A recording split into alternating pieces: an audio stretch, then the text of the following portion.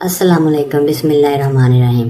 Nadia ہمارے محلے کی سب سے خوبصورت لڑکی تھی اور میری بچپن کی دوست بھی تھی۔ ہم دونوں کی دوستی کافی پرانی تھی۔ ہم بچپن میں ایک ہی اسکول میں پڑھتے تھے، لیکن جوں بڑے ہوتے گئے ہم دونوں کے درمیان کے فاصلے بھی بڑھنے لگے۔ وہ پردہ کرنے لگی تھی اور اب ہم پہلے کی طرح کھل کر ایک دوسرے سے نہیں مل سکتے تھے۔ بچپن کی دوستی کب محبت میں بدل گئی پتہ ہی نہ چلا اور ہم دونوں ایک دوسرے سے بے پناہ محبت کرنے لگے تھے۔ لیکن نادیہ کو بچپن سے عجیب و غریب دورے پڑتے تھے۔ وہ زور زور سے چیخنے لگتی اور بے ہوش ہو جاتی تھی۔ محلے والوں نے نادیہ کے بارے میں مشہور کیا ہوا تھا کہ اس پر جنات کا قبضہ ہے، اس لیے نادیہ کی شادی نہیں ہو رہی تھی۔ جس کو بھی پتہ چلتا کہ نادیہ پر اسیب کا سایہ ہے تو وہ نادیہ کے گھر کبھی نہیں جاتا۔ نادیہ کے والدین نے اسے بہت سارے ڈاکٹرز اور عاملوں کو دکھایا، لیکن اس کے دورے ٹھیک نہ ہو سکے اور کم از کم ہر مہینے ایک آدھ بار اسے دورہ پڑتا رہتا تھا۔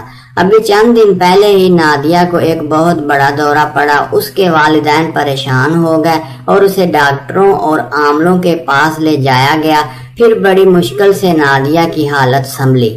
نادیہ کے والدین اکثر پریشان رہتے تھے، اگر اس کی یہ حالت برقرار رہی تو کوئی اس سے شادی نہیں کرے گا۔ میری نادیہ کے لیے محبت میں کوئی کمی نہیں آئی۔ میں ہمیشہ کی طرح اس کو بہت چاہتا تھا اور ہم بھی کبھی کبھار گلیوں میں چھپ چھپ کر ملتے رہتے تھے، یا اگر کبھی ملنے کا موقع نہ ملتا تو ہم ایک دوسرے کو چھتوں پر سر خط لکھ کر رابطے میں رہتے۔ جس طرح میں نادیہ سے محبت کرتا تھا، بالکل ویسے ہی وہ بھی مجھ سے بے پناہ محبت کرتی تھی۔ میں جلد ہی نادیہ کے رشتے کے لیے اپنے والدین کو اس کے گھر بھیجنے ہی والا تھا، لیکن میرے رشتہ بھیجنے سے پہلے کچھ اور لوگ نادیہ کا رشتہ لینے چلے گئے۔ وہ لوگ نادیہ کے جنات اور اسیب والی بات سے لا علم تھے اور نادیہ کے والدین خوش تھے کہ کم از کم بیٹی کا رشتہ ہو رہا ہے۔ انہوں نے فوراً ہاں کر دی اور نادیہ کے والدین نے بھی نادیہ کے اسیب والی بات کو لڑکے والوں سے چھپائے رکھا۔ کبھی میں اور نادیہ پریشان ہو گئے کہ اب کیا ہوگا۔ میں نادیہ کو کھونا نہیں چاہتا تھا۔ نادیہ کے والدین نے جلد ہی شادی کا فیصلہ کیا اور کچھ ہی دن بعد اس کی شادی تھی۔ جوں نادیہ کی شادی کے دن قریب آتے جا رہے تھے، میری حالت خراب ہوتی جا رہی تھی۔ نادیہ کے گھر میں شادی کی تیاریاں عروج پر تھی اور میں گلی سے باہر کھڑے ہو کر نادیہ کو دیکھتا رہتا، اور پھر وہ دن بھی آ گیا جب نادیہ کا نکاح تھا۔ میری حالت خراب تھی۔ نادیہ کی شادی کا کارڈ مجھے بھی ملا تھا اور میں اس کا نکاح اٹینڈ کرنے چلا گیا۔ نادیہ مجھے اپنے نکاح میں دیکھ کر ناراض ہوتے ہوئے بولی، تمہیں آج میرا دلہا بننا تھا اور تم یہاں ٹینٹیں لگوا رہے ہو۔ کمینے، میں نے شرمندگی سے سر جھکا لیا۔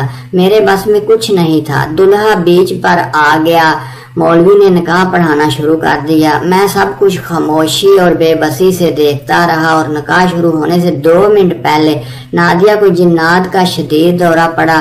اس نے چیخنا چلانا شروع کر دیا اور اٹھا کر مارنے لگی، پھینکنے لگی۔ سب لوگ حیرانگی سے اس کو دیکھتے رہے۔ پھر نادیہ نے مولوی کا گریباں پکڑا اور اسے بھی لوگوں کو مارنے لگی۔ کچھ لوگ وہاں سے بھاگ گئے، مولوی بھی جلدی بھاگ گیا۔ وہ زور سے چیختی چلاتی رہی۔ لڑکے والوں کو جب پتہ چلا کہ اس پر جنات کا سایہ ہے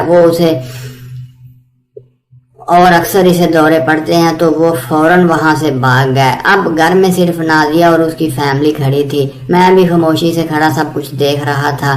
نادیہ کے والدین پریشانی سے سر پکڑ کر بیٹھ گئے۔ اب نادیہ کی سچائی سب کو پتہ چل چکی تھی۔ اب تو کبھی اس سے کوئی بھی شادی نہیں کرے گا۔